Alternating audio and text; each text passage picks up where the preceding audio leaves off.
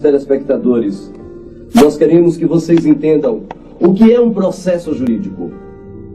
Como se desenrola um processo jurídico?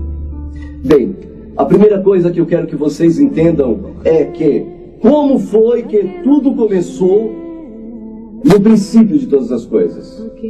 A primeira coisa que eu quero que vocês entendam que quando o Eterno criou todas as coisas, quando Elohim Adonai criou o universo, uma das suas criaturas que ele trouxe à existência, belo, perfeito, harmonicamente, inclusive no próprio livro do profeta Ezequiel 28, descreve esta criatura como uma criatura que era perfeita em todos os seus caminhos.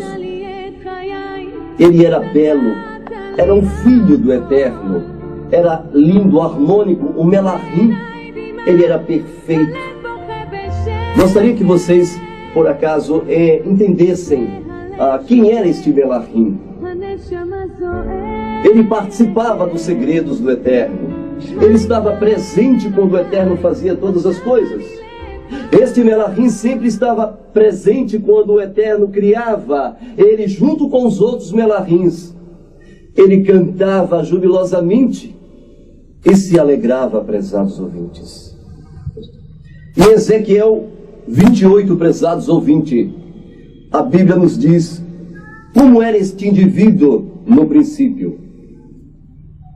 28, versículo 15, nos diz: perfeito era em teus caminhos, desde o dia em que foste criado, até que se achou a transgressão da Torá em ti.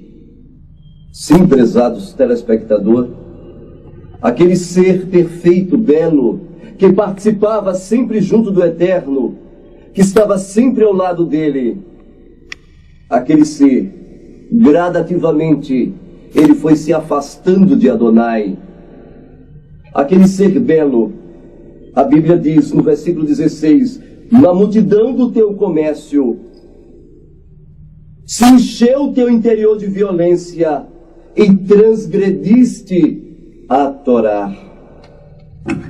Como foi que comércio se desenvolveu ali nos céus? Que tipo de comércio aconteceu ali antes de haver mundo, antes de haver sido criado antes de ter sido criado o nosso planeta? Bem, gostaria que vocês entendessem, para que vocês pudessem compreender, prezados telespectadores, o que é um processo jurídico. Um processo jurídico do universo é aberto, ou foi aberto, exatamente por causa de uma questão. O Eterno, ele criou um livre-arbítrio. Era chamado o livre-arbítrio dos Melahims, o livre-arbítrio dos anjos. O que era o livre-arbítrio dos anjos? O que vem a ser o livre-arbítrio destes Melahims? Bem, prezados ouvintes, eu gostaria que vocês entendessem que o livre-arbítrio é como se você tivesse... Como foi que o Eterno criou o livre-arbítrio? Assim como criou o livre-arbítrio lá no Éden para o homem e a sua mulher, assim também, antes de haver mundo, o Eterno criou um livre-arbítrio aqui no universo. E o livre-arbítrio do mundo, a palavra do Eterno diz que exatamente que havia trevas sobre a face do abismo. As trevas sobre a face do abismo. Sim, prezados ouvintes, quando esse nosso universo foi criado, exatamente neste ato que ficava um planeta, que ficava um tipo de asteroide, um tipo de pedra no vácuo do ar, e as trevas sobre a face do abismo, o Eterno proibiu que os seus Melahims ali fossem. O Eterno proibiu que os seus anjos ali visitassem. E então, prezados ouvintes, o Eterno disse imediatamente que uma prova do seu amor, uma prova de que vocês me obedecem porque me amam, então o Eterno criou o livre-arbítrio dos Melahims. E pediu que os Melahims não tocassem naquela região, naquela região de trevas, naquela região onde ficava o abismo, numa região onde estava exatamente área que hoje compõe o nosso mundo. Mas aquele indivíduo perfeito, belo, que era assim em todos os seus caminhos, ele começou a questionar a Adonai. Ele começou a questionar ao Eterno. Ele começou a duvidar do Eterno.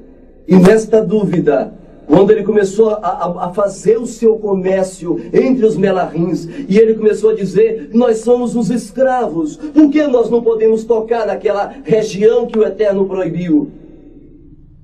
E ele começou a multiplicar o seu comércio, ele começou a propagar as suas ideias, e começou a dizer que a Torá era péssima, que este mandamento que o Eterno criou era uma coisa que privava a liberdade. Exatamente, ele começou a chamar da transgressão da Torá como liberdade. Então, aquele indivíduo começou a propagar suas ideias, e foi no local em que o Eterno, prezado telespectador, proibiu que ali estivesse. E ele transgrediu. E então começou a propagar para os outros Melahins que também acompanharam em seu delito. Neste momento, o Eterno então fechou o trono. E ele veio até os Melahins. E o Eterno teve uma reunião com os seus Melahins. E ao ali ter uma reunião com os seus Melahim, o Hashem disse claramente e explicou longamente os motivos pelo qual ele levou a mostrar se os Melahins tinham ou não tinham amor para com o Eterno. Mas, terminando aquela reunião, o Eterno disse que a política de Hassatã tinha abalado todas as galáxias e o universo. E Adonai explicou a todos o porquê de suas atitudes e insistiu com todos sobre a santidade de seus caminhos. E no final da reunião o Senhor disse: quem quiser ficar do meu lado, passe para cá. E então, prezado telespectador, um grupo de Melahins passou para o lado do Eterno. Imediatamente o Eterno disse: quem quiser continuar do lado do opositor, eis porque a expressão Hassatã significa um opositor, passe para o seu lado. Imediatamente, um terço dos Melahins, um terço das estrelas, passaram para o lado de Hassatã. Mas vocês poderão entender o que é um processo jurídico. Bem, se eu chegar nesta sala e chegar assim e disser: esta sala vocês são livres para tocar em qualquer objeto, mas eu gostaria que vocês não tocassem, por exemplo, não tocasse nesta Bíblia, não tocasse neste objeto. Bem, prezados ouvintes, você teria liberdade de tocar em tudo, menos nesta Bíblia. Eu estou criando aí, a partir daí, um livre-arbítrio.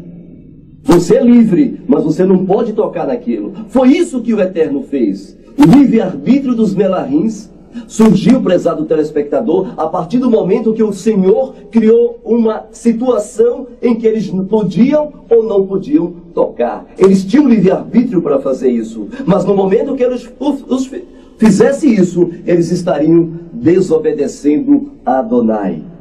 Imediatamente, quando o Eterno fez isso, o Eterno então fechou o trono, e agora um processo de litígio, um processo jurídico, um processo litigioso começou a se desenrolar entre Hassatã, o opositor, e entre, prezados telespectador, Adonai, o Todo-Poderoso. O processo jurídico começou a se desenvolver, e o Eterno, em sua infinita sabedoria, criou um sistema pelo qual as partes em litígio pudessem provar quem estava com a razão. Quem dos dois estavam com a razão. A partir daí, Adonai o Altíssimo, ele foi à região, exatamente a região do processo em contenda. E ele chegando naquela região, aonde ele criara o livre arbítrio dos anjos, dos melahins. E este momento é descrito na Torá, exatamente em Gênesis, em Bereshit 1, versículo 2, quando a Bíblia nos diz: e a terra era sem forma e vazia, e havia trevas sobre a face do abismo, e o Ruá de Elohim estava sobre as águas. E disse Elohim: haja luz.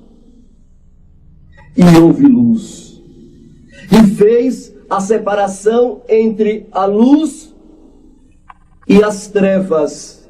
E por incrível que pareça, prezados ouvintes, ao fazer isto, ao fazer vencer a luz, vencer as trevas durante 6 dias, no 7º dia, Adonai, o Hashem de Israel, descansou no Éden, juntamente com o homem.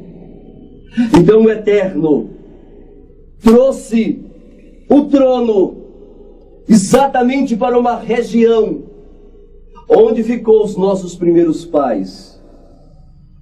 E ali, naquela região que é conhecido como Éden, o Eterno transferiu o trono para o coração do homem. E Adonai começou e continuou a governar exatamente o universo, as galáxias, a partir dali, daquele santuário que ele criou aqui na terra. E ao fazer a luz, vencer as trevas, durante 7 dias, descansou, santificou e abençoou o 7º dia. Então, neste momento, prezado telespectador, o Eterno amarrou nas vestes do tempo, aqui da nossa região, do universo, ele criou um sistema pelo qual o processo de litígio pudesse discorrer entre as duas partes. 5 letras, chama-se o tempo. O tempo então foi criado, prezados ouvintes, para que ambas as partes pudessem provar os seus conceitos, suas ideias, enfim, o tempo então foi criado, prezados ouvintes, para ambas as partes provar os seus conceitos, as suas ideias, enfim, o tempo foi criado porque um processo de litígio foi aberto. E o Senhor Adonai, ele criou o homem, criou do pó da terra e construiu um jardim, um santuário, e colocou o trono, o reino dentro do homem, e continuou o seu governo no universo, e criou assim também como ele criou o livre-arbítrio dos melahins. Adonai criou o livre-arbítrio dos homens, para provar se os homens realmente, se o homem e a mulher ama de fato ao Eterno, ao Adonai. Mas ao questionar o Eterno, Satã estava diante de uma situação cruciante, e ele precisava, prezados telespectador, levá-los a pecar para provar a situação de litígio em questão. Ele queria provar que ele tinha razão. Satã queria provar que ele conseguia, que ele estava correto, e que a transgressão da Torá era a liberdade da humanidade e dos melahins. E então, prezados telespectadores, novamente o Eterno, no virado dia, todos os dias, Adonai, ele vinha estar com o homem para visitar os seus filhos. Apesar que estava sabendo o que estava ocorrendo, Adonai veio estar com o homem. Quando Satã levou eles a pecar, a transgredir a Torá do Eterno. Então, prezados ouvintes, o Eterno procurou o homem e disse: Adão, onde está? Adão, então, prezados ouvintes, junto com sua mulher se esconderam. Porque a primeira reação que a transgressão causa na vida do homem é se esconder diante da face do Eterno. O Eterno, então, encontrando seus filhos, eles tentando justificar os seus pecados, Adonai pegou e disse: vocês estão vendo aquele cordeiro? O homem, então, prezado telespectador, disse: sim, Senhor. Então Adonai disse: vai e traz-me aqui. E então, automaticamente, o homem foi e pegou o cordeiro e trouxe diante da presença do Eterno. Imediatamente, o cordeiro foi colocado no altar que o Eterno tinha feito com 12 pedras. E então o Eterno disse para Adão: Adão, mata o cordeiro. Adão não sabia o que era morte. E para Adão era algo terrível aquela expressão matar, porque ele tinha uma ideia mais ou menos do que era morte. Então, prezados telespectadores, imediatamente Adão, obedecendo a voz do Eterno, imediatamente, prezados telespectadores, aconteceu o quê? Quando o cordeiro parou de respirar, naquele altar, o Eterno olhou para os olhos dos seus filhos e disse: Adão, você não vê aquele outro cordeiro brincando ali ao longe? O Eterno olhou para os olhos de sua filha e eles disseram, seus filhos: sim, Senhor, traz-me novamente o outro cordeiro aqui. E então, prezados ouvintes, aconteceu o quê? O outro cordeiro foi trazido e o Senhor mandou colocar no mesmo altar. E disse: agora pega esse cordeiro e mata. E então, Adão fez a mesma coisa, matou o segundo cordeiro. No momento, prezados ouvintes, que o segundo cordeiro morreu, no momento que a respiração daquele cordeiro parou, no momento que eles perceberam o sistema de funcionamento do orgânico, a respiração daquele animal parar, foi neste momento que eles entenderam o que é e o que significa morrer. Desta hora em diante, o Eterno olhou para os olhos dos seus filhos e, chorando, ele então começou a chorar junto com os seus filhos e disse: Adão, você me matou. Esta expressão, prezados telespectadores, se cumpriu 4.000 anos depois. O Eterno cumpriu a sua promessa. De um dos descendentes da mulher iria surgir um homem, um Messias, que iria salvar o homem, o universo, neste processo jurídico que estava aberto.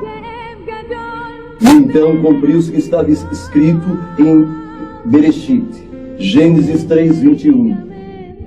E fez o Senhor Elohim vestimenta de peles para Adão e sua mulher, e os vestimos. Exatamente, prezados, estas vestes de pele que o Eterno fez para Adão e sua mulher foi com estas duas peles desses cordeiros que naquele dia foi morto e colocado no altar. O processo jurídico está e estava aberto. Havia um litígio, e quando o cordeiro veio ao mundo, na pessoa do Mashiach, que leva o seu nome, as 4 consoantes de Adonai, Yod, He, Vav, He, exatamente Yeshua.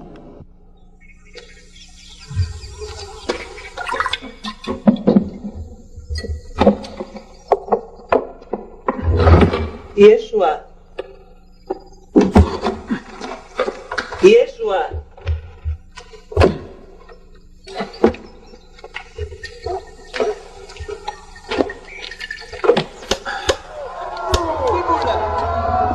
ראית דברת?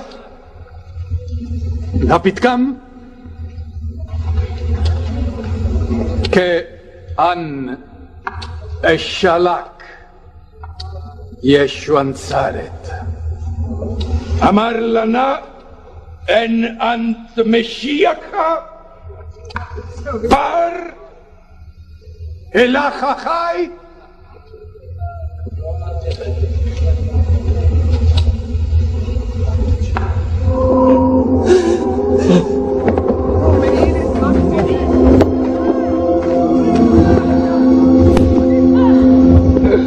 הייתה יעלם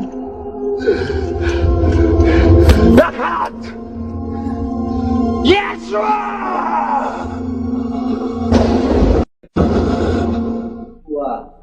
Quando veio ao mundo e levantado foi no madeiro, quando isso aconteceu, o Eterno estava trazendo de volta o mundo para si e reconciliando consigo mesmo os seus filhos.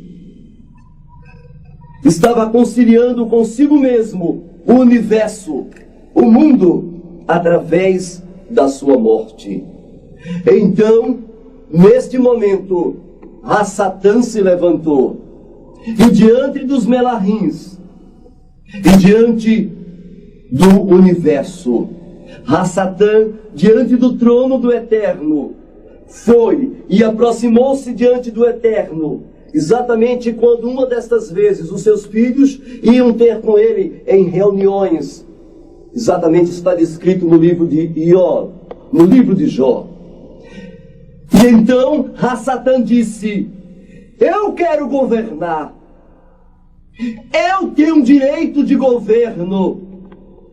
E estas palavras de Satã está descrita com clareza.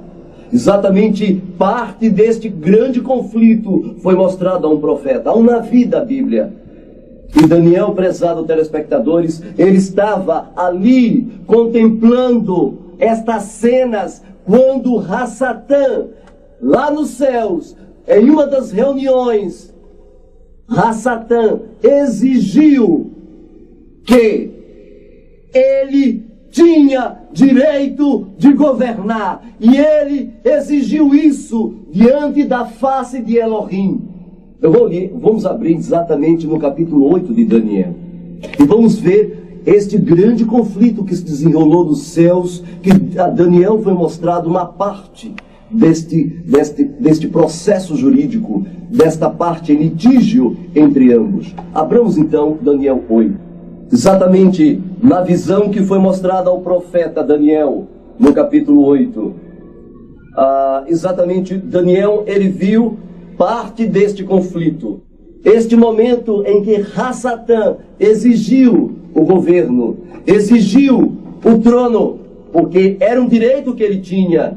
Exatamente, Daniel estava percebendo alguns reinos que o Melahim estava mostrando para ele, Gabriel, que ia acontecer desde Babilônia até o estabelecimento deste processo, ou seja, até quando ele entrasse no trono e governasse e controlasse tudo. Exatamente no capítulo 8 de Daniel, versículo 10 por exemplo, nós temos aqui desde o 8 a 10, 3 reinos. Por exemplo, Daniel viu quando o primeiro reino, que abalou o mundo e governou todas as coisas, o reino de Babilônia. Exatamente, o reino de Babilônia simbolizado pelo leão, e na estátua simbolizado pela cabeça de ouro. Logo depois, Daniel viu o segundo reino, o reino dos Medo-Persas. O reino dos Medo-Persas, exatamente os reinos que estariam ligados juntos, Medos e Persas, e simbolizado por um outro animal, o urso, que tinha 3 costelas na boca. Daniel também viu o terceiro reino, a Grécia, através de Alexandre. E logo depois, Daniel viu o quarto reino. Exatamente na visão do quarto reino, exatamente nesta visão, foi que Daniel foi mostrado o período em que Rassatã iria exigir o trono, iria exigir o controle de todas as coisas. Exatamente no capítulo 8, versículo 10, a Bíblia nos diz o seguinte: engrandeceu-se até o exército do céu, e alguns dos seus exércitos, e das estrelas desses deitou por terra e o pisou. Exatamente, Adonai estava mostrando que exatamente no período do quarto reino, no período em que o Império Romano entrasse, simbolizado pelas partes de ferro da estátua, e simbolizado também como animal, o monstro, que tinha 10 chifres e 7 cabeças. Exatamente, Daniel começava a perceber o desenvolvimento deste poder apóstata, deste poder de Rassatã. E a Bíblia nos diz exatamente no versículo 10 que ele cresceu tanto, ele se desenvolveu até ao exército do céu. E no versículo 11 disse: e ele se engrandeceu até o príncipe do exército, e dele tirou o contínuo. A palavra aqui, prezados telespectadores, é exatamente tamid. A palavra tamid significa a adoração. A expressão hebraica aqui exposta nos diz que quando ele começou a crescer, a se desenvolver, ele chegaria a tirar a adoração lá nos céus. É impressionante como o capítulo 8 revela detalhes deste grande conflito. Por exemplo, também nos é dito que as pisou. Quando ele começou a ter controle, o profeta viu que quando ele tivesse o controle do universo, quando ele estivesse ali tendo o controle da adoração, do que estivesse no trono, ele iria pisar o príncipe, pisar também as estrelas. Sim, o versículo 11 diz: ele se engrandeceu até o príncipe do exército. No 12 diz: e o exército lhe foi entregue com contínuo. Exatamente com o contínuo. Aí o exército, ou seja, todos estavam agora submissos, sob seu controle, juntamente com a adoração. Por causa de quê? Qual era o direito que ele tinha de fazer isto? Qual era o direito que Rassatã tinha de tomar o controle lá nos céus do tamid da adoração? E exatamente no versículo, nos versos seguintes, diz: por causa da transgressão. Foi isso que ele disse diante do Eterno Todo-Poderoso. Rassatã, ele disse: eu tenho direito do trono. E isso aconteceu, prezados ouvintes, exatamente depois da morte de Yeshua. Essa revelação foi passada pelo Instituto de Herança Judaico. Exatamente depois da morte de Yeshua, ele subiu ao trono e ele disse: eu tenho direito de governar. E quando você abre um litígio, automaticamente é dado exatamente pelo ato de direito, de você provar. Quando você está diante de um juiz, que alguém abre um litígio com você, você tem um momento de você mostrar as suas teses, mostrar que você está correto. Você tem um direito de mostrar que você está com a razão. Assim também Adonai, o Hashem, assim também Adonai tem o direito de mostrar que está com a razão. Adonai tem o direito de mostrar que sua lei é santa, é boa, é justa. que a sua Torá é santa. E Satanás, ele disse, eu tenho direito, e era verdade, prezados telespectadores, é verdade, ele tinha um direito, e está escrito por causa da transgressão. Por causa de quem? Por causa da transgressão de Adão, por causa da transgressão de Abraão, de Moshe, dos patriarcas. Ele tinha o direito de governar por causa da transgressão de toda a humanidade. E a Bíblia diz ainda logo adiante que lançou a verdade por terra, fez isso e prosperou. E depois, naquele momento, então, Satanás se engrandeceu. Ou seja, o Eterno estava mostrando que chegaria um momento que ele entraria no controle do universo.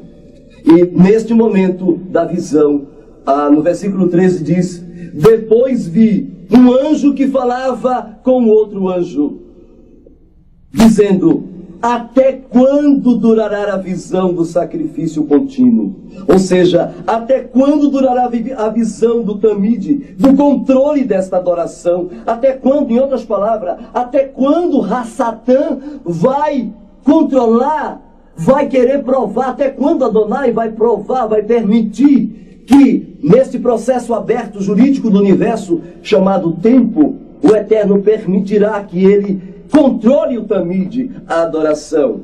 E então o outro Melahim disse exatamente, até quando o exército vai ser pisado?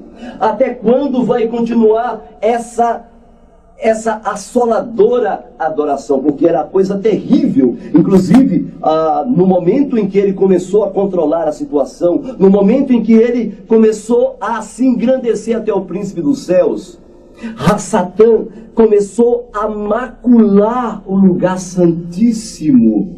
Ali, no local do tamide, Satã começou a espancar os outros Melahims e a esnobar do próprio Eterno, do próprio príncipe, que era o próprio Eterno em pessoa, na sua forma imanente. Por isso que a palavra do Eterno diz, se engrandeceu até o príncipe. E aquilo era algo abominável. Era uma abominação assoladora. Aquelas cenas que os Melahims contemplavam, o momento em que ele dominou, controlou, quando ele sentou no trono e teve permissão do Eterno, porque era um direito de litígio aberto, era um direito que ele tinha, e ele precisava provar quem de fato ele era. No momento que o outro Melahim perguntava a um outro Melahim, e então, prezados ouvintes, no versículo 14, a resposta é dada. O outro Melahim respondeu, o outro anjo disse, até 2300 tardes e manhã o santuário será purificado. O outro Melahim estava mostrando que o tempo em que este Melahim, este anjo caído, iria governar, estar no trono, tinha um tempo determinado. E eu gostaria que vocês entendessem que no período final, quando o Império Romano estava decadente e estava se desenvolvendo um quinto império, porque foram 4, no período do quarto reino, no período em que o Império Romano entrasse, simbolizado pelas partes de ferro da estátua, e simbolizado também como os 4 foram Babilônia, Medo-Persa, Grécia, Roma, e agora exatamente surge uma ponta pequena, e aquela ponta pequena que tinha olhos, e aquela ponta fazia guerra contra os chifres, porque 3 chifres era contra aquela ponta pequena. Os ostrogodos, os vândalos e os hunos faziam guerra contra aquela ponta pequena. Mas a ponta pequena derrubou as 3 outras pontas, que era contra eles, Neste momento, a ponta pequena começou a se engrandecer e começou a crescer, e cresceu exatamente quando Constantino entra em cena.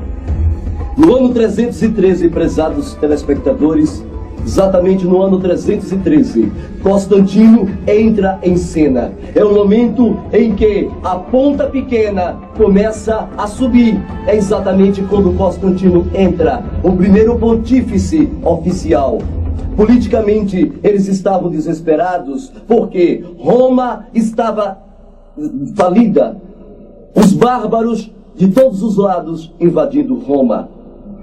E Constantino, como ato desesperador de unir o império, Constantino, então, ele cria uma religião do Estado. Uma religião que iria dominar aqui no mundo. Uma religião que teria o controle aqui na terra de todas as coisas. Por exemplo, esta religião, até então, antes de Constantino, existia uma religião chamada de judaísmo messiânico, ou, melhor dizendo, seita dos nazarenos. Sabe, prezados telespectadores, não existia em hipótese alguma cristianismo.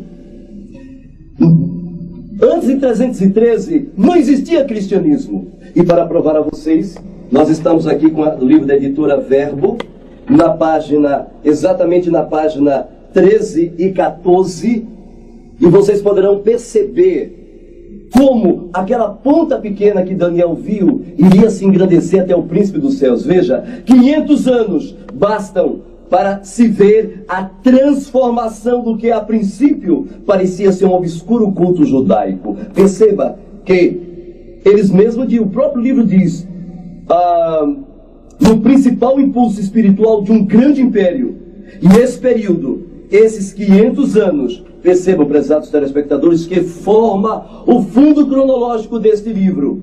É evidente, porém, que a situação da igreja e a sorte dos seus membros individuais sofreram uma modificação completa com a política mais liberal introduzida por Roma a partir de 313. E esta data de transição utiliza-se para dividir a história dos primeiros cristãos em duas partes. O próprio livro da editora Verbo, o livro de história, mostra que a história a história cristã, existe duas partes interessantes. Antes de 313, eles tinham um nome.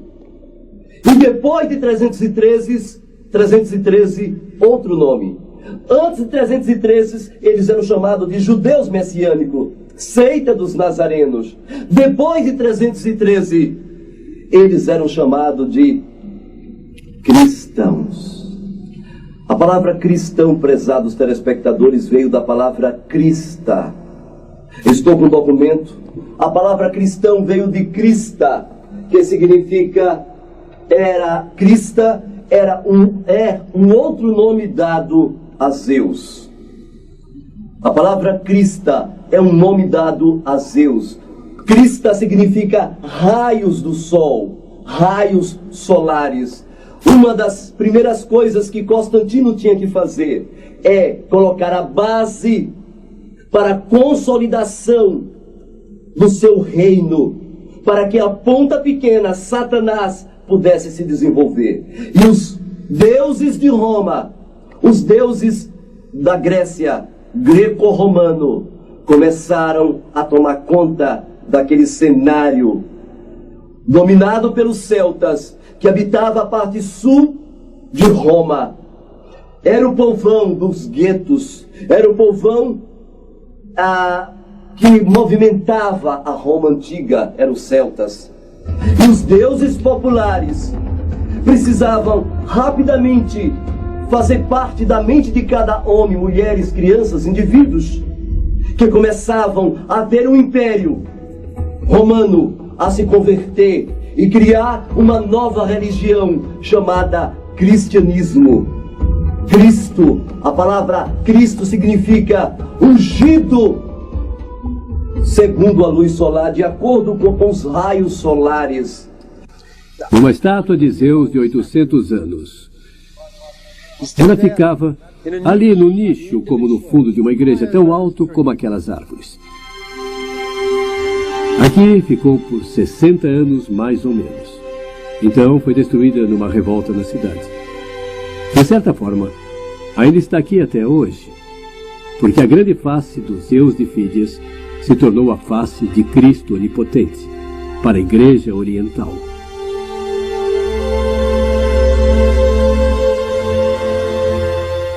Esta é a pequena igreja de São Xavier, em Cora, Istambul, um dos mais belos monumentos bizantinos que sobreviveu, uma caixa de joias teológica. Aqui está o grande Zeus em suas paredes. Zeus é Cristo, 1000 anos depois que o marfim original virou cinzas do palácio de Loses. Lá está São Pedro segurando as chaves do paraíso. Ele sempre é mostrado assim, como um homem de rosto amedrontado, cabelos longos e crespos e uma barba curta e loira. Agora, vejam São Paulo. Ele sempre é mostrado assim, completamente diferente. Pouco cabelo, testa pronunciada, barba longa e desordenada e um grande nariz de gancho. Qualquer um que viesse à igreja saberia quem eles eram apenas pela forma tradicional de retratá-los. Agora, olhe para cima, sentado em seu trono, o Zeus olímpico, como Cristo.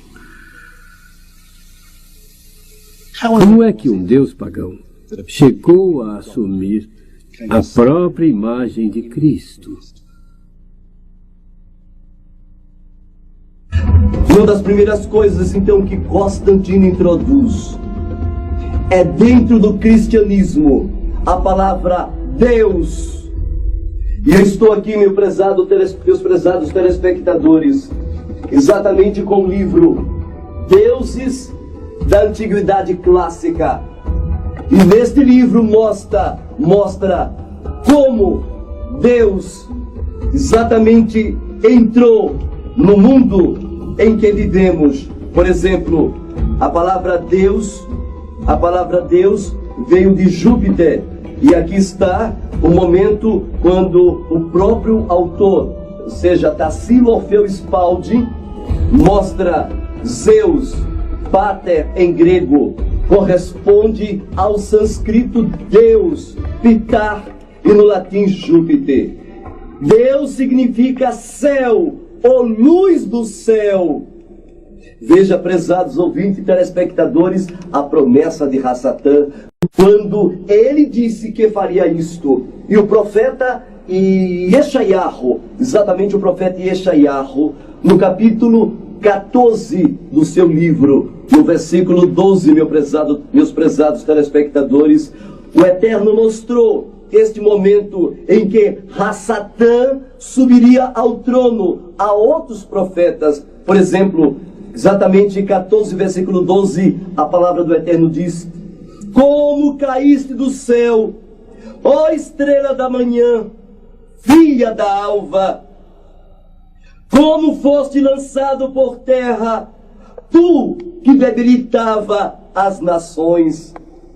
Tu dizias no teu coração: eu subirei ao céu, acima das estrelas de Elohim. Veja que nos originais da Bíblia não está Zeus, mas sim, a palavra aqui é Elohim.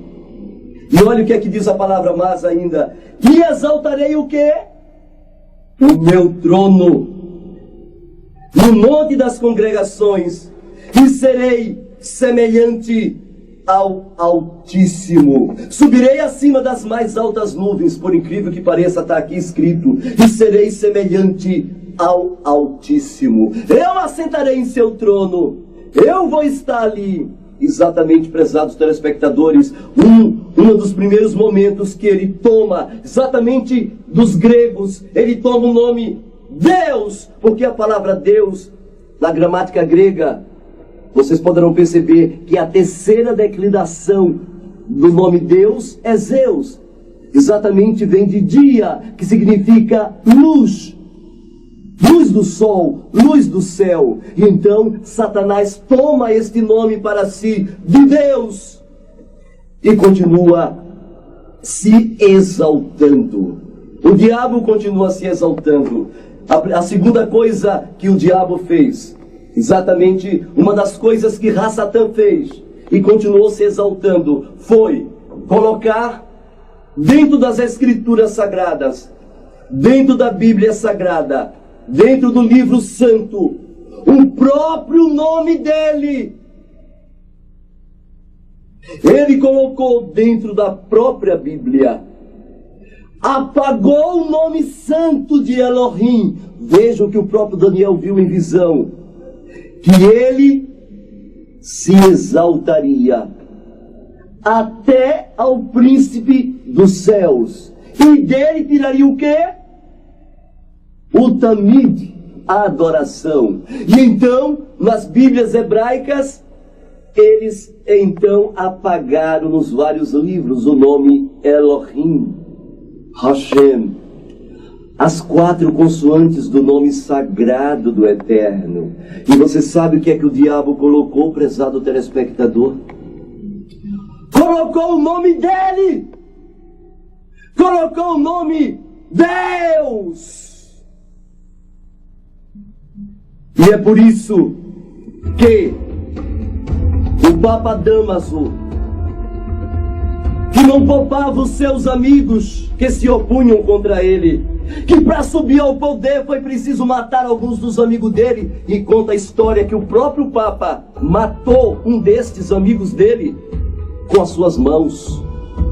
Foi um tipo de caráter de homem desta espécie, desta natureza, assassino, que pediu ao bispo Jerônimo que fizesse a tradução da Bíblia.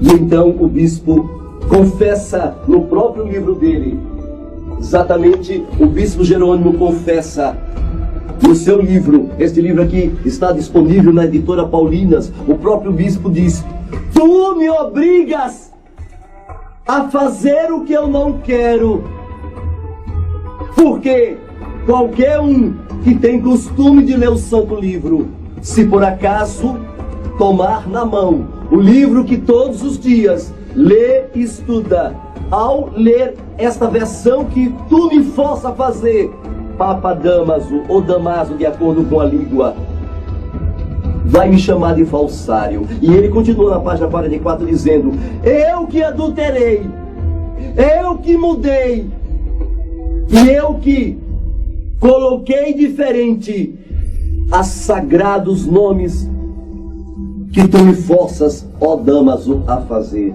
Eu quero que vocês entendam, prezados ouvintes, que, por incrível que pareça, os santos, então, os santos pagãos começam a entrar dentro da igreja cristã que está se desenvolvendo, da ponta pequena que está agora se desenvolvendo. Exatamente um livro de Juan Atienza, da editora Ícone, já disponível nas bancas e nas livrarias, retrata este momento dizendo, falando sobre os santos pagãos. Deuses ontem, santos hoje. É incrível este livro. Eu vou ler um texto deste livro só para que vocês entendam exatamente que não é o Robespierre que está falando aqui. Não sou eu. Veja, minha preocupação é que vocês entendam, telespectadores que estão nos ouvindo, como foi que aquela ponta pequena começou a se desenvolver e a se engrandecer até os exércitos dos céus. Vejam, na página 10 do livro diz o seguinte: e para dar um exemplo entre muitos outros, no último parágrafo, e para dar um exemplo entre muitos, quando se ofereceu a possibilidade de sua oficialização nos tempos de Constantino o Grande, as mesmas hierarquias eclesiásticas não tiveram dúvidas na hora de identificar Jesus Cristo com aquele sol invictus pelo qual o imperador tinha tanto afeto, e o seu nascimento foi celebrado no dia 25 de dezembro, oficialmente o nascimento do sol. Veja que na página 11 complementa dizendo: enquanto estiveram submetidos ao império, conservaram as suas crenças, alteradas apenas por sutis mudanças de nomes.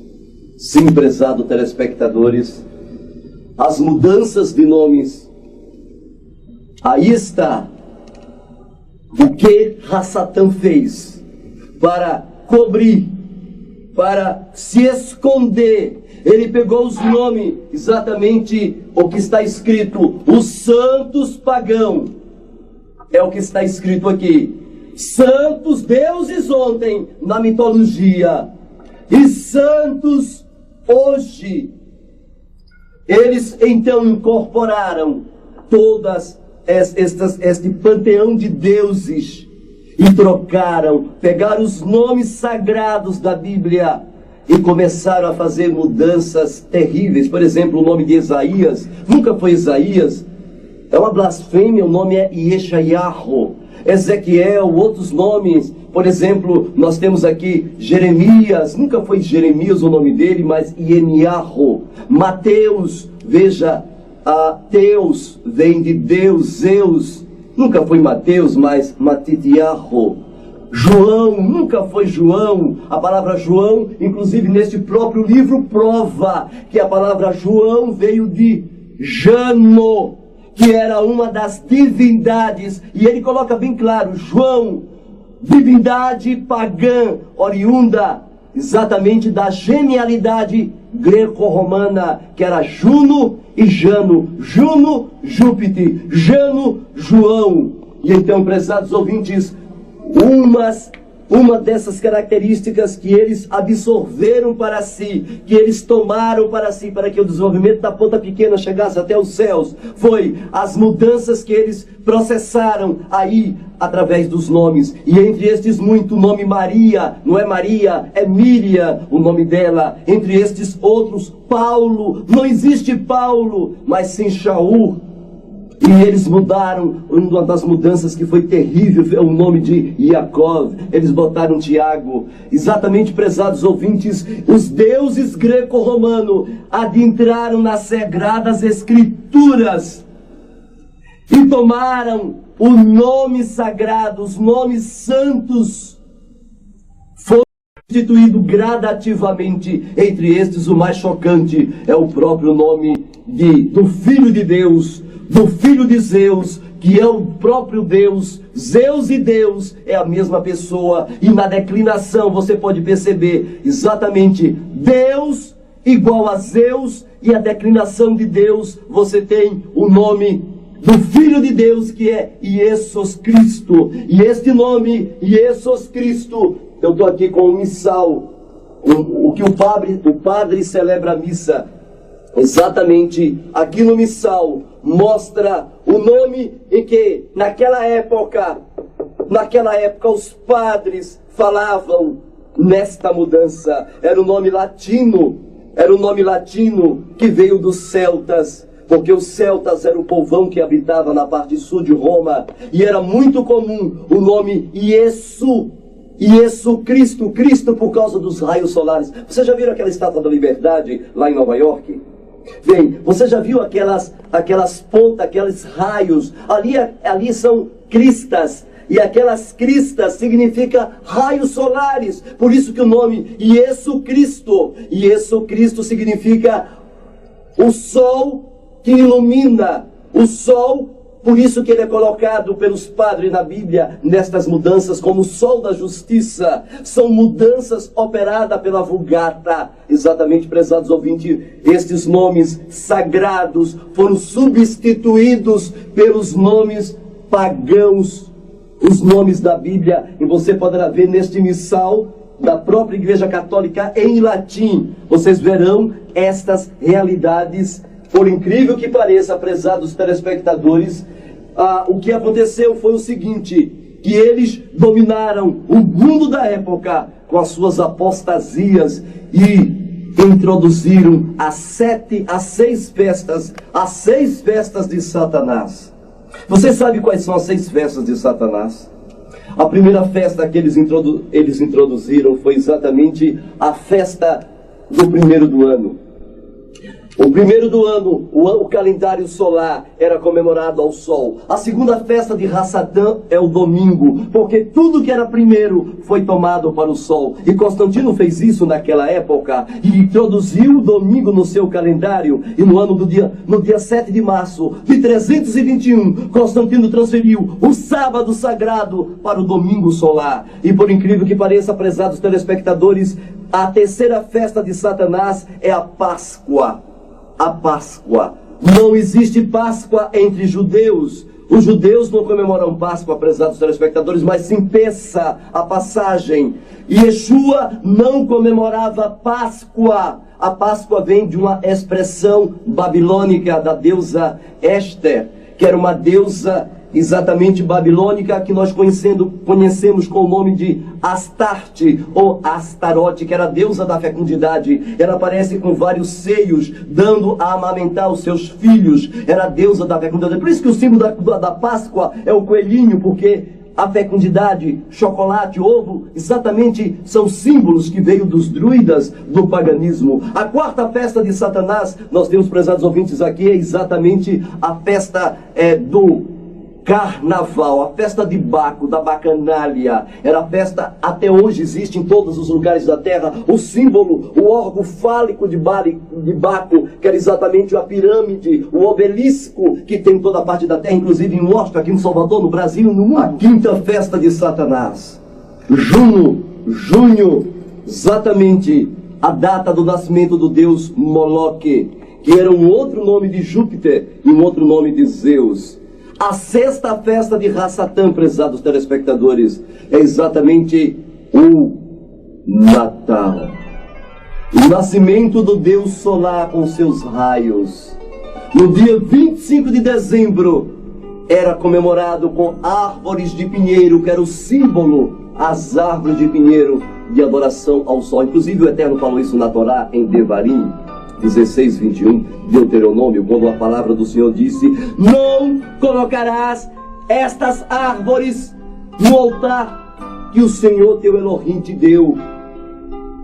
As árvores de pinheiro, a beleza do Natal, a alegria, a festa, tudo envolvia o Deus solar, Jesus, que nasceu no dia 25 de dezembro, fabricado exatamente pelo processo desde 313.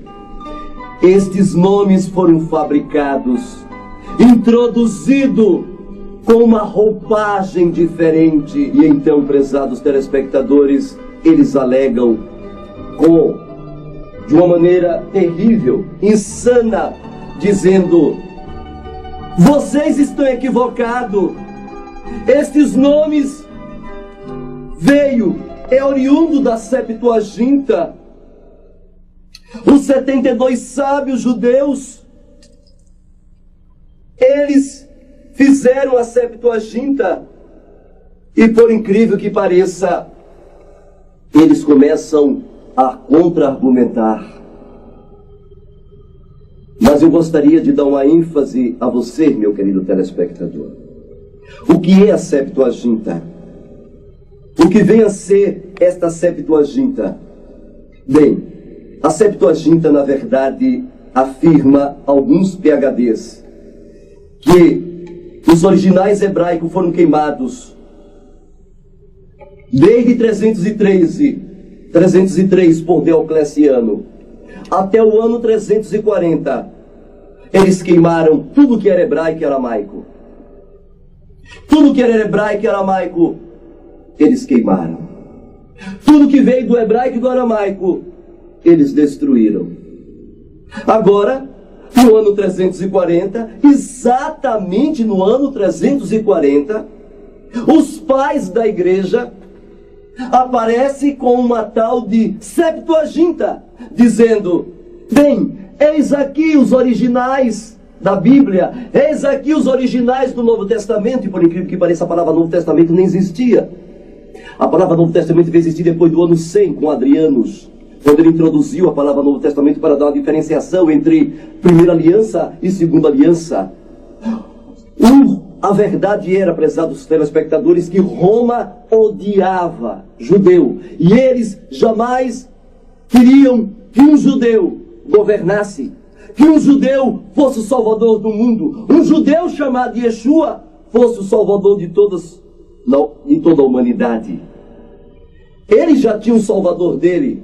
E esse salvador veio de Samiramis, Nimrod e Tamus, que no meio celta o nome dele era chamado de Taranis, Teutanes e Jesus, que no meio grego era chamado de Zeus, Reia e Hércules, que no meio, por exemplo, de outras línguas, como a hebraica, Nimrod, Tamus e Samiramis. Cada região, o nome desses deuses mudavam de acordo com a língua, mas eram as mesmas pessoas. Eram as mesmas pessoas, queridos telespectadores. E a Septuaginta, então, eles disseram que foi feita por 72 sábios judeus.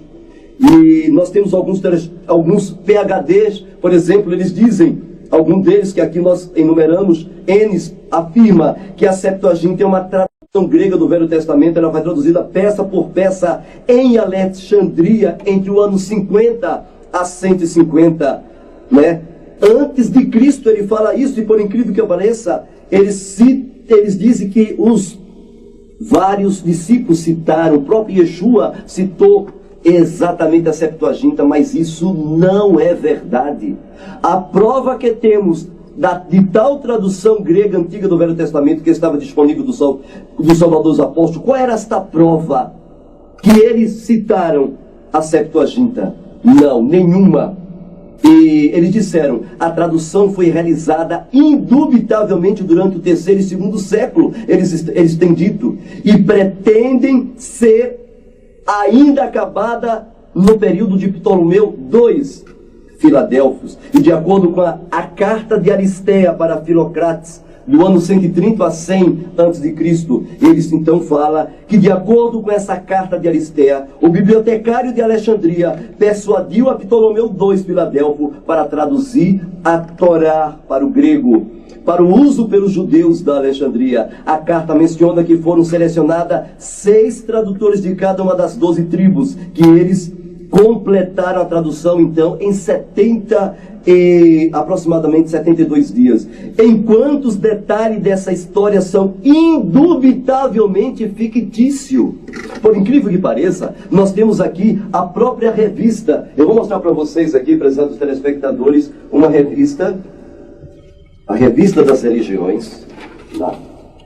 Nós temos aqui a Revista das Religiões, por exemplo, fala que uma lenda curiosa propagada ao longo dos anos conta como foi a tradução da Bíblia e do hebraico para o grego. Veja, a própria Revista das Religiões, que está nas bancas de revistas, ela chama que a Septuaginta, a mesma lenda dos sábios feita por volta do ano 250 a.C. Veja, a carta de Aristéias simplesmente era fácil de fabricar um documento histórico e para dar ênfase que aquilo veio de tal período. Isso era muito comum entre aqueles que queriam suprimir as verdades da Bíblia Sagrada do Eterno e colocar a Bíblia grega. E por incrível que pareça, prezados telespectadores, é incrível é que tudo que era grego, eles exaltaram. E tudo que era hebraico e aramaico, eles queimaram. Agora, eles aparecem com uma Bíblia, Septuaginta, dizendo que esta é a verdadeira das Sagradas Escrituras. E começa a exaltar. Nós temos aqui alguns professores de seminário que afirmam que a Septuaginta não deve ser colocada como a verdade única das Sagradas Escrituras, porque ela foi produzida no ano 340, depois do Messias e não antes. Por exemplo, nós temos aqui alguns textos que estão aqui conosco e alguns PhDs que reivindicam que o Salvador não usou a Septuaginta. Por exemplo, entre esses nós temos D.A. White. Ele desafia a contenção que o Senhor citou a Septuaginta em Mateus 5,18. E o próprio Senhor, ele disse: nenhum iode e nenhum tio, ou seja, nenhum iode, nenhum iude, passará da Torá sem que tudo se cumpra. Ele não citou Septuaginta coisa nenhuma, prezados telespectadores, e para que vocês entendam o que aconteceu no coração desses indivíduos, foi um forte sentimento antissemita. Eles não suportavam nada do aramaico e do hebraico, porque as trevas não suportam a luz. E por incrível que pareça, nós temos alguns pensamentos dos pais da igreja que apoiavam e que apoiam a Septuaginta e desprezam o aramaico e o hebraico, de onde veio o Salvador, de onde veio a verdade e de onde veio o verdadeiro Elohim, e não Zeus. Por exemplo, nós temos aqui alguns protestantes, alguns pais da igreja. Entre estes nós temos aqui Eusébio. Veja o que Eusébio diz sobre o assunto. Eusébio disse que sobre os judeus, o que esses pais das igrejas dizem sobre os judeus? Veja o sentimento antissemita destes homens. Ele disse: os judeus costumavam matar a criança dos cristãos nas cerimônias anuais. As escrituras judaicas são destinadas aos cristãos e não aos judeus. Isso é verdade? Bem, nós temos Marcion. Marcion, um dos pais da igreja, disse: qualquer cristão que utilizasse um símbolo judaico, um nome judaico, ou realizasse qualquer celebração judaica, seria considerado cúmplice da morte de Cristo juntamente com os judeus. Vocês estão percebendo os sentimentos antissemitas desses indivíduos?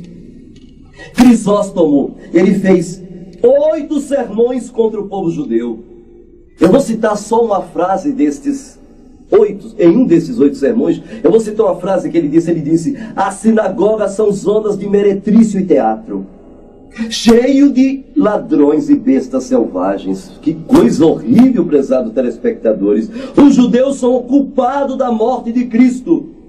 Não há expiação para o povo judeu. Deus sempre os odiou. Realmente, Deus pode realmente odiá-los, não Elohim. Os cristãos devem odiá-los, porque eles foram assassinos de Cristo e são adoradores de Satanás. Você está vendo o que é que os pais da igreja pensavam? Um deles, nós temos aqui o Justino. Justino, dos pais da igreja, ele acusou os judeus de iniciarem a matança de cristãos. Veja quanta mentira eles inventavam. Orígenes, por exemplo, ele diz: acusou o povo judeu dizendo: eles conspiravam para matar os cristãos. Nós temos outro como Jerônimo. Jerônimo disse, o próprio Jerônimo que traduziu a Bíblia, esta Bíblia que a Assembleia de Deus tem na mão, esta Bíblia que o evangélico tem em suas mãos, que o católico, que o mundo todo tem, veio da Vulgata. E o próprio indivíduo chamado Jerônimo que traduziu esta Vulgata, ele disse: os judeus não são capazes de compreender as Escrituras e devem ser perseguidos. Que é isto? Tomás de Aquino, Agostinho, ele disse: os judeus e a nação de Israel são apenas testemunha da verdade do cristianismo e serviram apenas para deixar o legado da fé e da verdade cristã. Que coisa horrível. E Tomás de Aquino, ele disse, perpetuou a perversa teoria de Santo Agostinho, quando ele continuou a apoiar as ideias de Agostinho, dizendo que o triunfo da igreja é exatamente destruir, esmagar os judeus da face da terra. Por incrível que pareça, prezados ouvintes, este sentimento de antissemitismo, por exemplo, a palavra anticristo na Bíblia Sagrada, antes de 313, não existia. A palavra anticristo exatamente é uma expressão que em hebraico era anti-Shem. Shem, nome, anti contra Shem, aqueles que se opõem a Shem, que na língua grega os gregos não conseguem pronunciar a letra Shin em hebraico, então eles pronunciam anti-Sem, que deu origem à palavra antissemita. Exatamente, não existe anticristo na Bíblia, o que existe são antissemitas. E quem são os antissemitas? Quem é que se opõe ao povo judeu? Foram estes indivíduos que deram a luz a uma Bíblia Vulgata, que está espalhada pelo mundo inteiro. com os nomes mudados, com o Salvador mudado. Bem dizia o profeta Irmiyahu, no capítulo 23, 26 de Irmiyahu, exatamente no capítulo 23, 26, o profeta, no capítulo 23, 26, ele diz: até quando continuará isso no coração destes profetas mentirosos, que profetizam o engano do seu próprio coração? Cuidam em fazer que o meu povo se esqueça do meu nome pelos seus sonhos que cada um contam ao seu companheiro, assim como seus pais se esqueceram do meu nome. Por causa de quem? Por causa de Baal. Um dos maiores planos de Hassatã, um dos maiores planos da ponta pequena que agora se desenvolvia, era tirar o nome sagrado do Eterno, mudar, reescrever a história. Sabe, prezados telespectadores, aconteceu recentemente, agora no ano de 1945, David Rockefeller, a família de David Rockefeller, pai, ele pagou $130 mil para mudar a história da Segunda Guerra Mundial. $130 mil para mudar a história. Esta indicação está no livro O Poder Secreto. Vocês poderão acompanhar, está nas bancas de revista e nas livrarias. Por incrível que pareça, reescrever a história para esconder a verdade da humanidade. O que nós vemos, esta conspiração feita por Hassatã, por incrível que pareça, chegou ao seu auge quando ele precisava completar a sua tarefa. E ele começava a dizer, a proclamar que os manuscritos originais eram gregos. Como era grego? Se eles destruíram tudo que era hebraico e aramaico, se Constantino mandou queimar tudo que era hebraico e aramaico, e era estes pais da igreja que apoiavam o grego. Os manuscritos mais velhos, por exemplo, eles dizem até hoje são gregos. É mentira. Os manuscritos mais velhos, por incrível que pareça, do Taná, são hebraico e vem do aramaico. Eles também dizem, as citações gregas do Novo Testamento são da Septuaginta. Atualmente descobrimos que a principal tendência do Novo Testamento grego veio do hebraico e do aramaico, que se encontra em harmonia com o texto masotérico da Peshitta. Por incrível que pareça, falar que o texto veio da Septuaginta não prova e não significa que veio de fato da Septuaginta, sendo a Septuaginta algo fabricado pelos gregos. E por incrível que pareça, prezados ouvintes, eles dizem também que testemunhas escolados, PhD, disseram que veio da Septuaginta. Opa, isso não quer dizer nada, porque outros PhD escolados, estudados no assunto, disseram e afirmaram que o Novo Testamento, ou a Segunda Aliança, melhor dizendo, foram escritas em hebraico e aramaico e nunca na língua grega. Outras coisas que ele diz, por exemplo, Lucas era grego, e isto implica que ele escreveu em grego.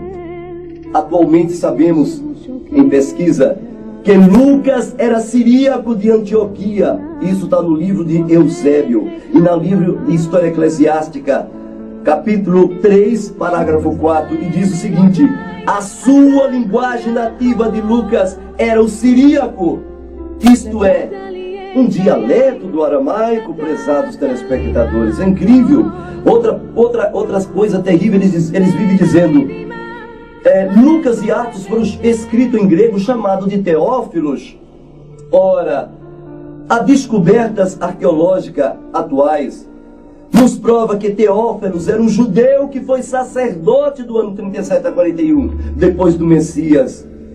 Um siríaco convertido ao judaísmo, assim como Lucas e os sacerdotes escreveram em aramaico, nunca escreveu no grego.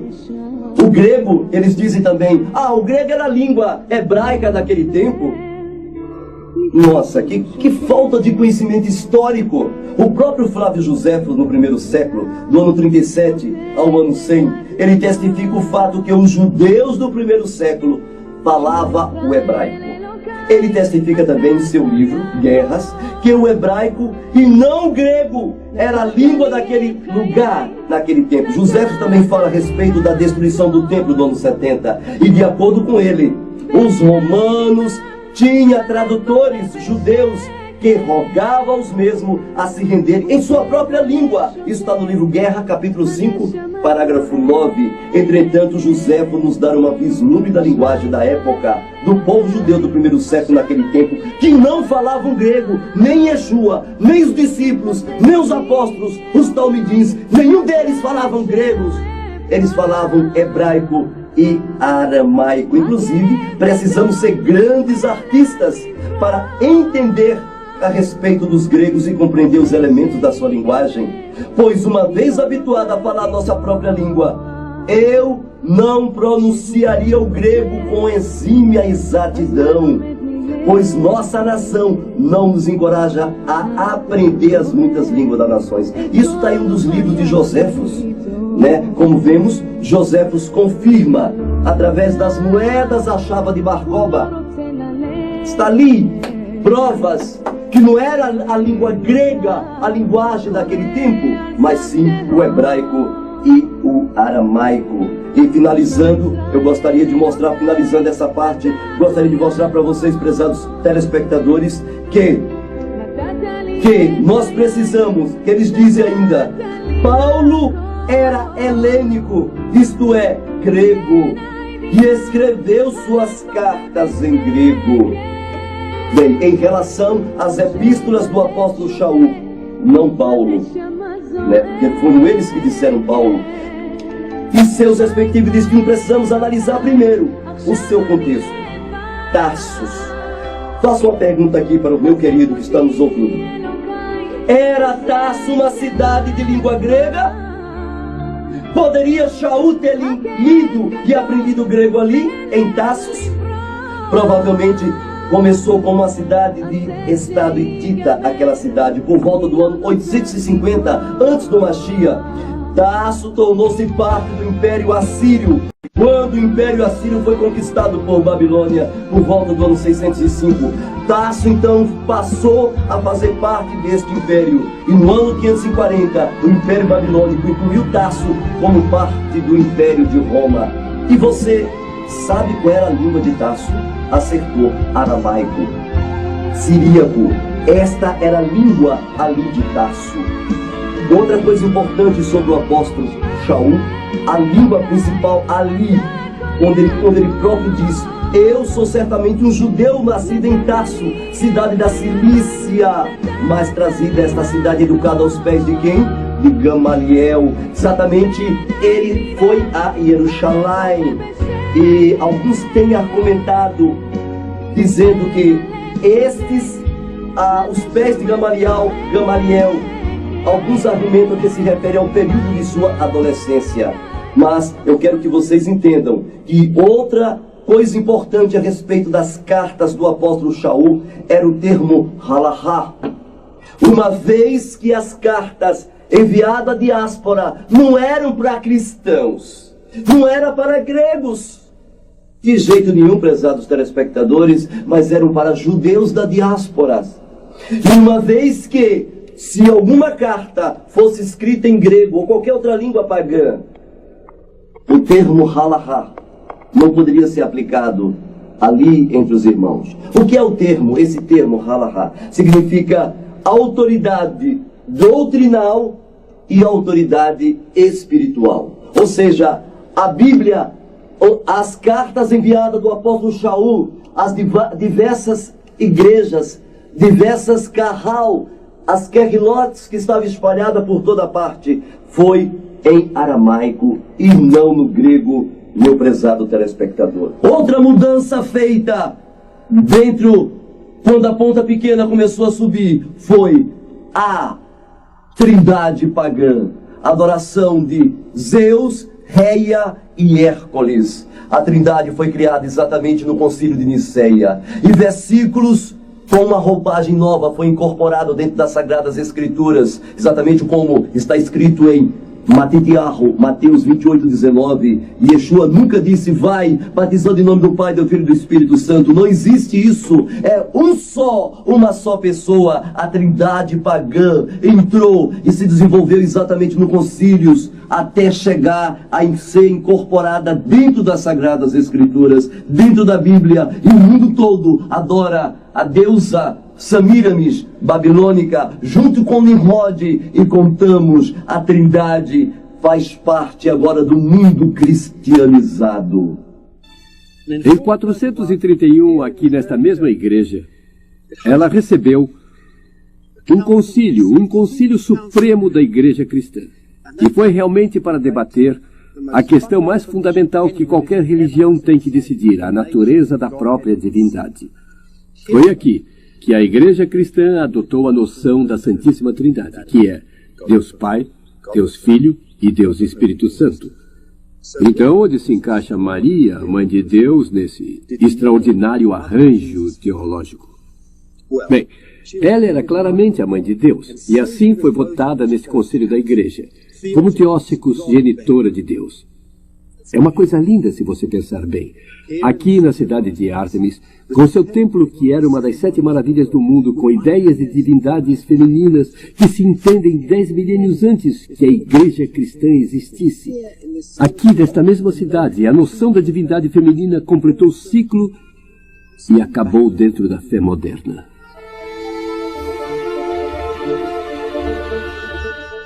A partir daqui, Satanás então enganou a humanidade, procurou reescrever a história, e a ponta pequena começa a se engrandecer, até o ano em que eles derrubam a última ponta pequena, que era os godos, no ano 538. A partir desta data começa a Idade das Trevas.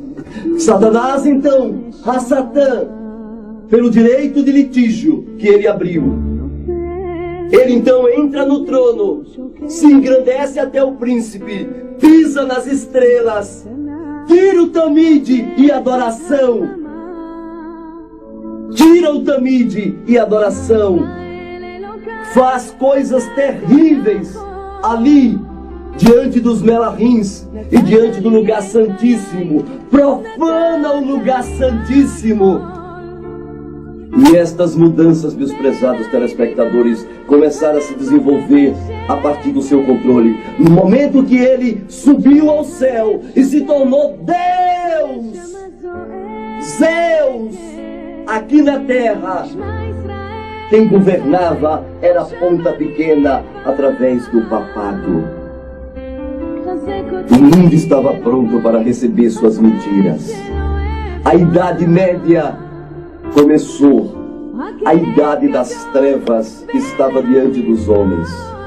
Por isto que este período foi marcado por uma intensa perseguição a toda a verdade. Me lembro inclusive que um versículo da Bíblia foi escrito por um prior, um padre, e distribuído em sua paróquia. Só por isto este padre foi morto. Por incrível que pareça, meu prezado telespectador, meus prezados telespectadores, Satanás começou a matar a quem se opunha a ele. E durante um período de 1260 anos, Satanás perseguiu a Carral. E a Bíblia fala isso em Apocalipse 12, versículo 17, quando diz: Satanás fez guerra contra a mulher e contra a sua semente, a saber, os que guardam os mandamentos de Elohim e têm a fé em Yeshua. Exatamente, este período é marcado por um intenso período de mortes. Você sabe quantas pessoas a igreja de Roma matava por dia? 4.000 pessoas. Os historiadores norte-americanos constataram que do ano 538 até o ano de 2007, Roma já matou aproximadamente 500 milhões de seres humanos.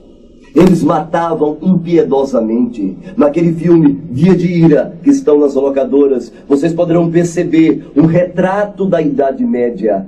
A noite de São Bartolomeu, por exemplo, 72 mil da Flor da Nação, os huguenotes, foram trucidados por Catarina de Médici, que era sobrinha de um papa. A história nos conta, prezados telespectadores, que a noite de trevas, ninguém poderia, ou seja, aquele período de trevas, aquela Idade Média longa, foi um período negro na história da Carral. A Bíblia diz então, Apocalipse 12, versículo 6, e fugiu a mulher para o deserto, aonde o Eterno havia preparado um local para ela durante 1260 e quantos? 1260 dias. Foi exatamente 1260 dias, um dia igual a um ano, Ezequiel 4, versículo 6, 1260 anos proféticos. Aquela mulher, de 538 até o ano de 1798, a Carral, perseguida, ela começou a ser perseguida de uma maneira terrível, durante uma intensa idade das trevas, aonde Roma governava a medicina, a ciência, a religião, as artes, a cultura, a Bíblia.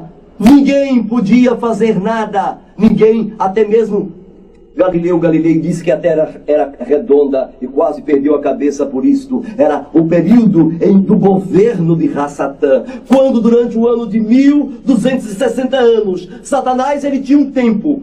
Exatamente o tempo ali era o problema em questão. Satanás ele tinha um tempo para governar. Satanás ele tinha um tempo para controlar tudo. E neste tempo, o Eterno tinha que permitir, tinha que dar esse tempo a ele, para que ele provasse que suas teorias, para provar a verdade dele, ele disse: eu subirei ao céu, acima das estrelas de Elohim. Foi aí que um outro santo, que falava com o outro santo disse: até quando durará isso? Foi aí que o outro anjo, Melahim, disse: até 2300 tardes e manhã. E o próprio Melahim, Gabriel, ainda deu a dica para Daniel, quando ele disse lá no capítulo 9 de Daniel, e disse: sabe e entende este período em que o tempo vai ser dado, que vai ser cortado para este controle de Satanás. 2300 tardes de manhã. Começa desde o ano de 457.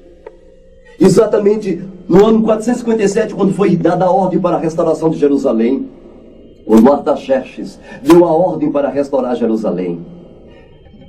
O tempo profético cortado ali, quando a ponta pequena iria se desenvolver, até o período em que seria dado um período para ele, e depois ele seria arrancado. Nós temos então três acontecimentos interessantes desde 457. Nós temos, primeiro, o tempo dos judeus; segundo, o tempo dos gentios; e terceiro, o tempo que o Eterno cortou daquele período e deu para Rassatã, desde 538 até o período que terminou o controle dele, até o período em que ele desceu dos céus. E Yohanan viu isso em visão, exatamente porque no ano de 1798, aproximadamente, prezados telespectadores, no ano de 1798, Yohanan, na ilha de Pátamos, ele viu quando este poder seria expulso dos céus. Exatamente quando terminasse este período, ele seria expulso dos céus. Mas por incrível que pareça, em Apocalipse, antes de falar sobre isto, eu quero mostrar para vocês, queridos telespectadores,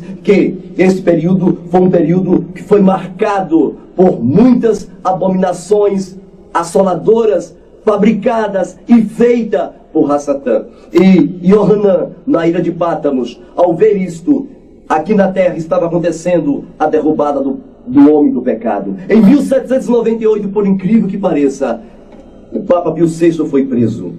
Napoleão Bonaparte deu uma ordem ao seu general Berthier, que prendeu o Papa, e este, o mesmo, morreu no exílio. A partir daí, Roma caiu. E quando Roma caiu, Daniel então viu automaticamente em Daniel 12, quando a tecnologia, a ciência se multiplicaria e o desenvolvimento da ciência em todos os aspectos começou a explodir no mundo. Roma, então, o processo jurídico começou a descer. Satanás foi expulso dos céus e então Yohanan viu como caísse do céu, ó estrela da manhã, filho da alva. Exatamente esta queda dele, esta descida dos céus dele, só foi depois que o tempo cortado para ele, para provar se ele estava ou não com a razão, terminou. E este tempo foi no ano de 1798. Tu que batalhava contra os príncipes, contra o príncipe da vida, e houve guerra no céu, Miguel e os seus melarrins, Satanás e os seus melarrins, seus anjos. E foi expulso do céu a antiga serpente. Ai da terra e do mar, diz o profeta, porque o diabo desceu sobre ela com grande ira, sabendo que pouco tempo isto lhe resta, meu prezado telespectador. No ano de 1798, prezados ouvintes, até o ano de 1844, então termina este longo período de controle. Satanás começou a ser expulso desde 1798. E quando ele foi expulso, ele ficou desesperado. E no ano aproximadamente de 1843 a 1844, fechando o período, foi neste período em que os melarrins disseram: até 2300 tardes e manhã o santuário será purificado. Somente quando ele foi expulso, o santuário, o Tamid, a adoração que foi maculada ali no lugar santíssimo, que foi, o local foi maculado. O local foi contaminado por Satã. Nós não temos notícia do que foi que ele fez, mas sabemos que o santuário foi purificado. Agora, o trono do Eterno, o processo jurídico, agora mostra que agora chegou a vez, o período em que o tempo seria dado o reino aos santos do Altíssimo e ao seu Mashiach. E ele vai provar, através do seu governo, que ele e a sua Torá é santa. Para tanto, prezados ouvintes, o apóstolo Shaul profetizou em Coríntios, quando o apóstolo Shaul disse que vocês irão participar do julgamento desses melarrins e também daqueles que se perderam com eles. Há um período em que os santos irão julgar o Messias, o período que vai ser dado para que o Messias seja analisado, para provar se o Messias é santo. E esse período vai ser de 1000 anos. É um período de 1000 anos. Quando o apóstolo Shaul disse, quando o nosso Mashiach voltar, em 1 Tessalonicenses 4, 16 e 17, e nos encontrarmos com ele, e 2 Coríntios 5, versículo 1, se a nossa casa desse tabernáculo for destruída, temos um edifício. E o que é que diz a palavra? Nos céus. Em Filipenses 3:20 fala que a nossa cidade está lá em cima, também onde aguardamos nosso Senhor e Salvador, Yeshua HaMashiach. Os santos vão subir. Zacariahu, exatamente Zacariahu 14. Os santos irão subir para entrar na cidade. E durante 1000 anos Os santos irão provar o caráter do Mashiach.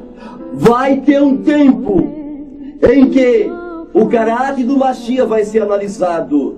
E Apocalipse 21, Apocalipse 20, versículo 6. E foram postos tronos e abriram-se os livros. Exatamente, os livros serão abertos. E nós vamos ver se Yeshua é justo, se ele é santo e se sua Torá é santa. Após este período, prezados telespectadores, a cidade desce. Exatamente, Apocalipse 20, versículo 21, versículo 2. A cidade desce. E quando a cidade desce, Apocalipse 20, versículo 7, os ímpios ressuscitam para receber a sua recompensa. Porque o trono de Davi e o reino do Messias será aqui na terra. E ele reinará com os santos para sempre aqui na terra. Os mansos herdarão a terra, diz o salmista, e se deleitarão na abundância de Shalom. O nosso Messias, quando voltar, o nosso Messias, ele vai reinar no Monte Sião. E logo os ímpios ressurretos irão cercar a cidade. E ao cercar a cidade, prezados ouvintes, e ao cercar a cidade, então Satanás os leva a subir sobre a largura da terra, até a cidade querida, o arraial dos santos. É aí que desce fogo dos céus e os consome a todos. E Malaquias, por exemplo, no capítulo 4, versículo 3, e diz: e nós pisaremos os ímpios, pois se farão cinzas debaixo das plantas dos nossos pés. O pecado não mais existirá. O Sheol, a morte, foi jogado no lago de fogo. Não mais existe dor. Desde o menor dos átomos até os maiores dos mundos, tudo vai dizer que Elohim Adonai é Ahavá, é amor. É neste momento, prezados ouvintes, é que começa uma nova dimensão, é que começa uma nova vida, por incrível que pareça, uma nova vida para os seus filhos.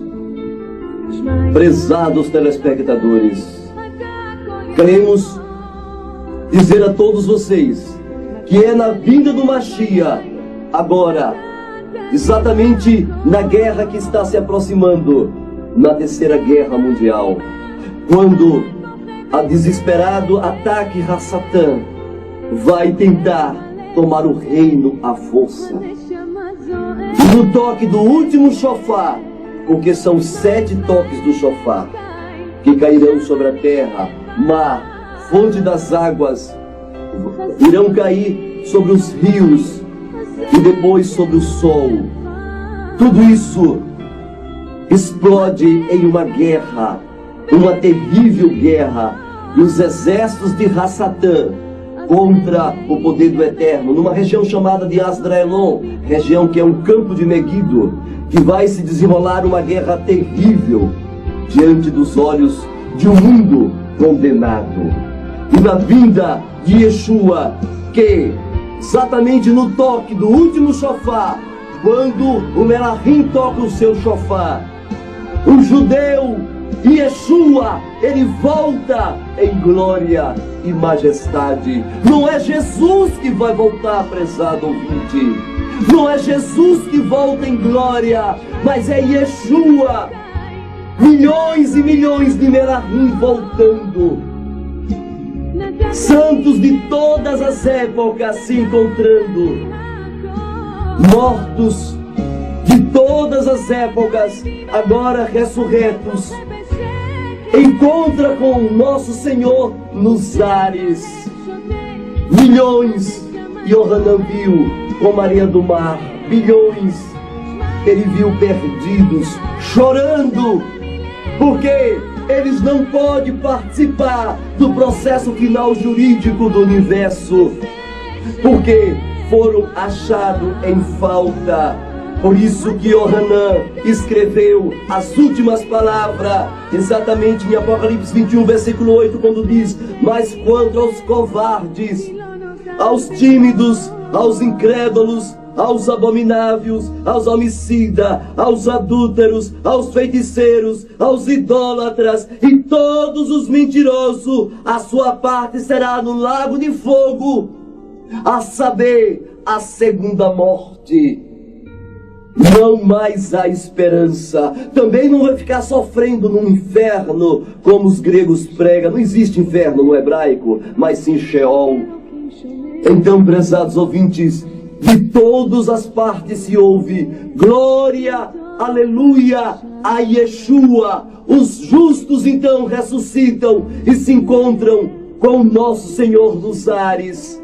E começa o último momento da história, a última parte da história que vai finalizar o processo final jurídico do universo. O tempo então deixa de existir depois dos 1000 anos. E agora, por toda a eternidade, os justos viverão com o seu Senhor. E eles serão o seu Elohim. E verão seu rosto. E o Senhor enxugará dos olhos toda lágrima. Disse-me o Melahim: escreve, pois estas são as fiéis e verdadeiras palavras.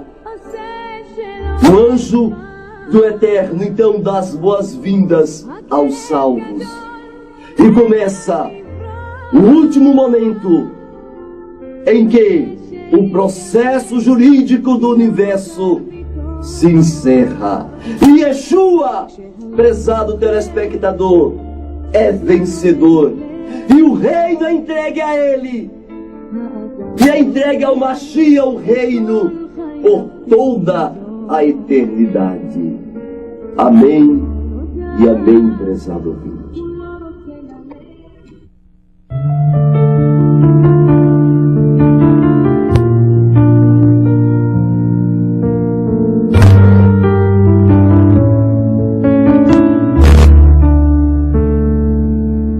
כשהלב בוכה, רק אלוקים שומע, הכאב עולה מתוך הנשמה, אדם נופל לפני שהוא שוקע,